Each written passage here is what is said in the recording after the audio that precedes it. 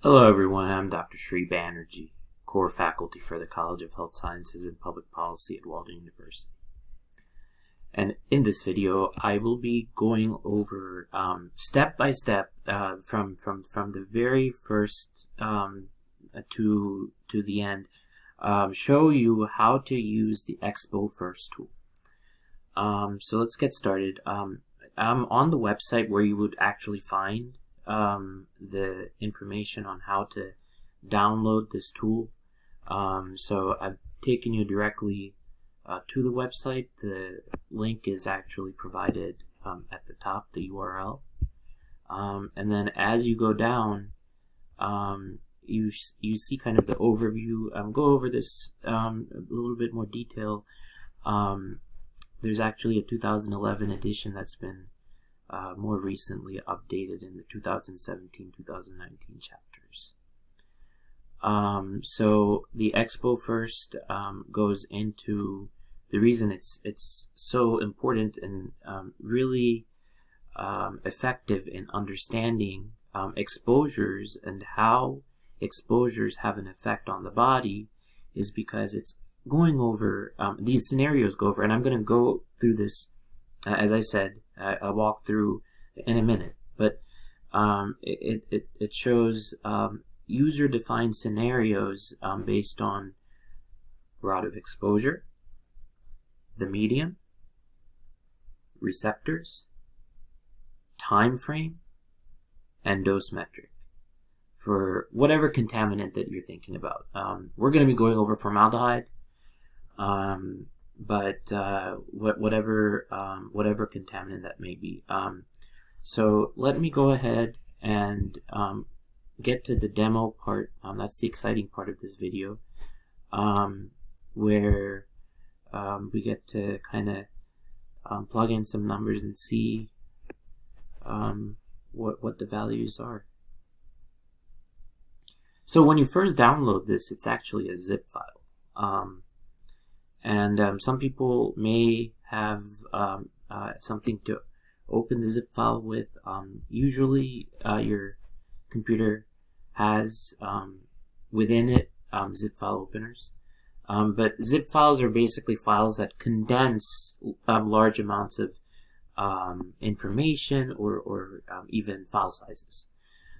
So this ExpoFirst tool, this is now on version 2.1. Make sure you're looking at and using version 2.1. And there's a reason I am walking you through downloading this, and you'll see this in a second.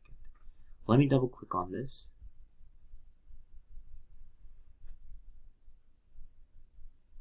And give it a minute.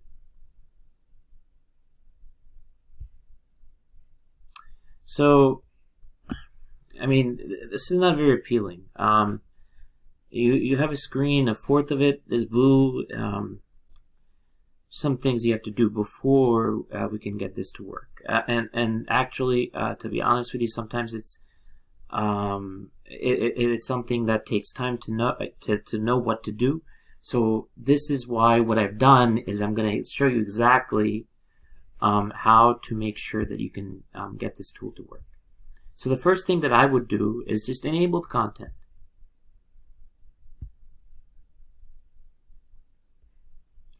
So the content is enabled. Once you do that, here's where it gets a little complicated, and I'm going to show you what's going to happen. I'm going to select Save As, and then you get this pop-up box, which you don't necessarily expect. All open objects must be closed, and you kind of think what to do. So just don't worry. Just hit yes, and then you'll look at this end. You hit end,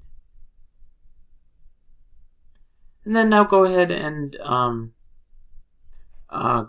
save.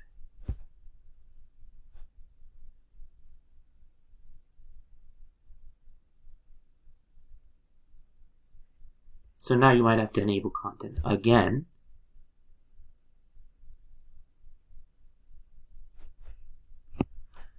So now you're finally ready to actually use the tool. before you start using the tool, if you don't take care of those 2 or 3 things that I told you about, then this tool would not work. And I actually could not get this to work until I realized that those boxes needed to be taken care of. So now we can proceed, and there's a couple of options on the left which are interesting to go through, and I would urge you to really look over all of them. The overview is really nice. Like I said at the very beginning, it's been updated in 2019, so you know, I would really go through all of that.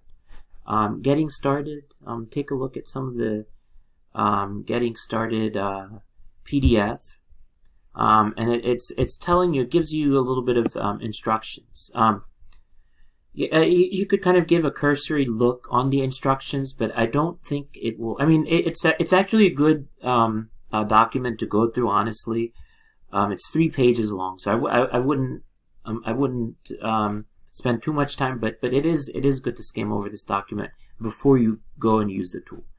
So go over this document and look at what some of the tabs are saying. So like tab 2. This is kind of interesting because the media choices for ingestion include water, food, and unintentional or activity related soil, dust, soil pica, geophagy, swimming. So this is referring to pica, and pica is actually something that you commonly see in individuals that are anemic, and so they'll just take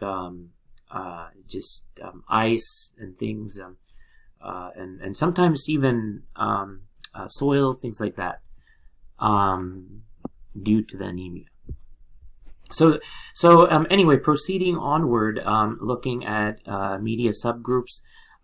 Consumer type, gender, age binning, and I'm going to show you the binning in a moment. Population groups, other population groups including age and race and ethnicity, pregnancy, lactation, health status, socioeconomic status, geographic location. So you know, continue to make these selections in tab 3. This is where all of these work together. So tab 2 and tab 3 are the media and receptors and the contaminants, and so this is where the vast majority of the information will be, and then the exposure factors you have to take into consideration in tab 4. And then tab 5 is results. So pretty straightforward. Just keep these in the back of your mind, and then now we're gonna actually go through walkthrough, as promised. So looking at working off of my scenarios, I can start off by maybe looking at one.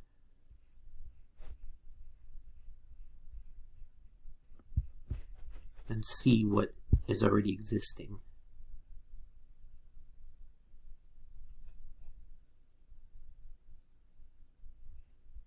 So there's one that already exists within here, and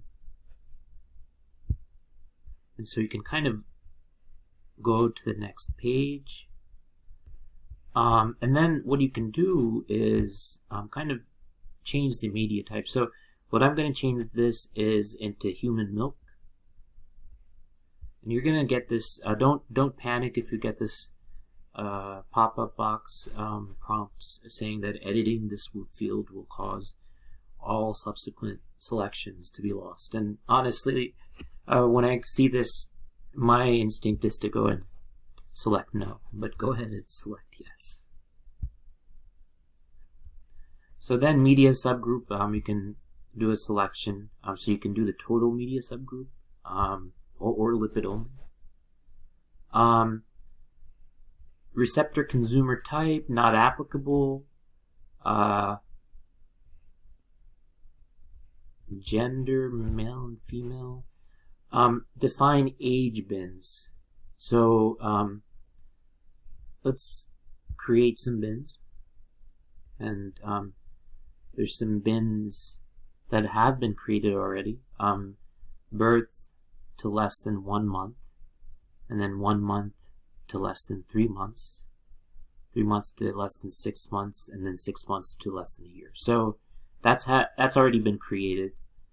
And if you want to actually change it around, and say you want actually the last bin to be 6 months to 2 years, maybe you want to look at a larger range, then you can change that to 2 years. And then save and close.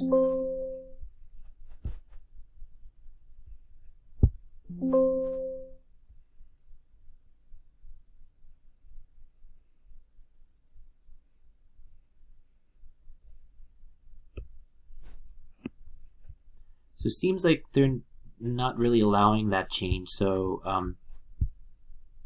because I think the binning will be then it won't work effectively. So let's just keep it at less than 1 year, and then move on to the next page.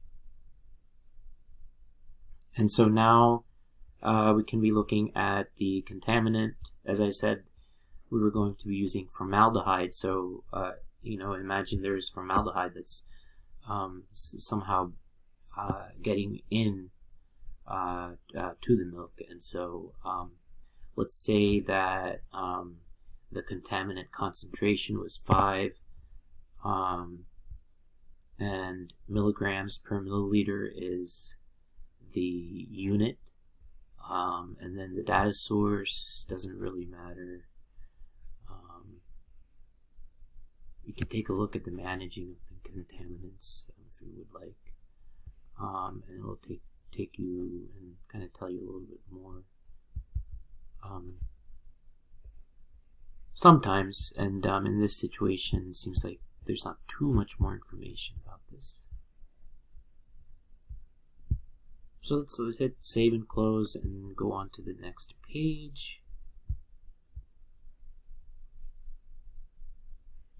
And so let's take a look at what we have here in terms of this. So this actually gives you the ingestion rate. So the ingestion rate is 150 milliliters per kilo daily of the formaldehyde. So then it becomes 365 days per year. Exposure duration, and duration can actually change, and according to if it changes. So this one only looks at it as about maybe a month duration, but if you change the duration, then the ADD changes, and in the algorithm. So if you take a look at the notes, this has a lot more information on the rate. So it's worth your while to go over the notes, because it goes over like exposure frequency is EF, and then so if it's 365 days per year for all food and water ingestion scenarios, because the data used in estimating ingestion rates for these media are assumed to represent average daily intake over a year. So exposure duration multiplied by 0.5, individuals age 6 months to 1 year. If you actually want more information on how some of this is derived, then you can also click on this link. And that can provide you with even more information about this. but let's go back to the tool. And so this was the final page. But I want the reason I'm showing you all of the different clickable buttons is because I do want you to, as you're going through this, also explore some of these other areas so that you do a lot of learning as you're using this tool. So then we finally get to the results, and these values should yield some interesting results, and we surely have some interesting results. And so you can export this to Excel, and then provide kind of a submission of this. So if you change this around, so notice how the values change. Take note of this just mentally. I want you to. The top number is 5.24 times 10 to the 2. So that's 524. So then if you're looking at exposure factors increasing, so instead of 0.1 years, we say, technically 0.0833, we say it's 0.6 years. How does that change?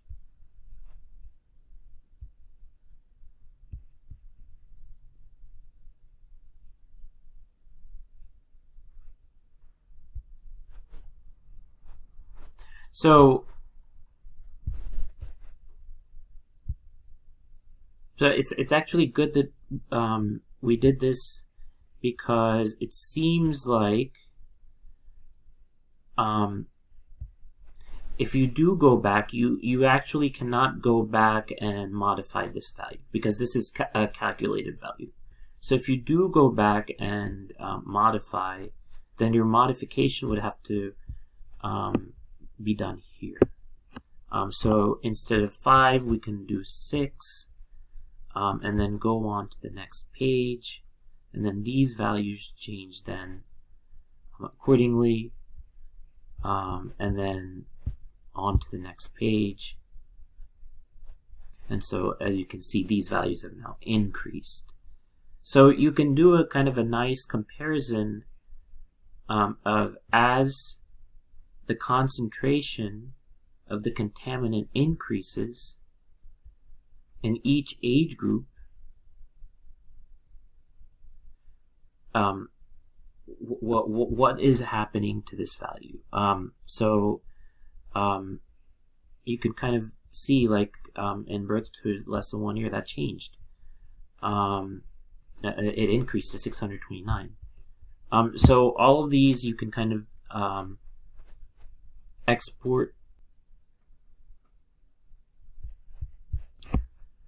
So just as a end note here, it seems as though the export to Excel feature is not as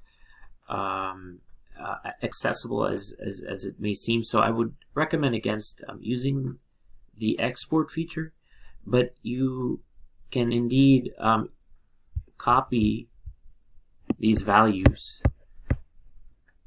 and then actually take these values and place it in Excel.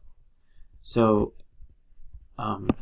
you can take these results, for instance, this column, and place it in Excel, or also maybe take a picture of this and submit that as a file. Thank you for listening.